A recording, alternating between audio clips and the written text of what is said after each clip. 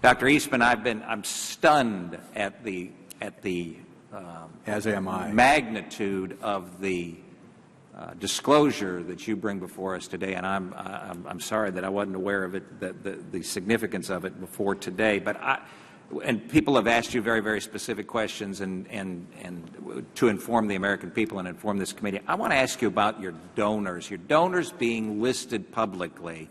You mentioned that they were harassed. Put some flesh on that. What does that mean? How have the donors been harassed?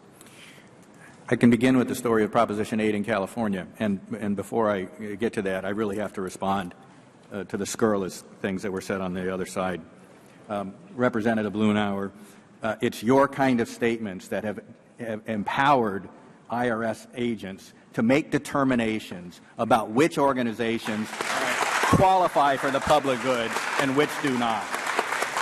The notion that defending traditional marriage doesn't qualify as a defense of the public good is beyond preposterous. And how sad it is, Representative Doggett, how sad it is that efforts to educate about our Constitution have become a partisan political issue, that you think people ought not to get tax-exempt status for that. Let me go back now to this question. Beginning in Proposition 8, people's names were disclosed as donors, their businesses were boycotted. If there was an employee at a business, that business was boycotted.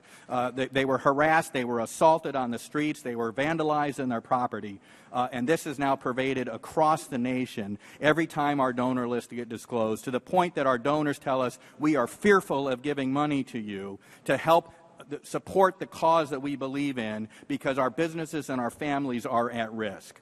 It's the very reason that I pointed out with Mr. Lewis that NAACP versus Alabama held the constitutional right to keep people's names and identities confidential when the risk of intimidation rises to the level that it has.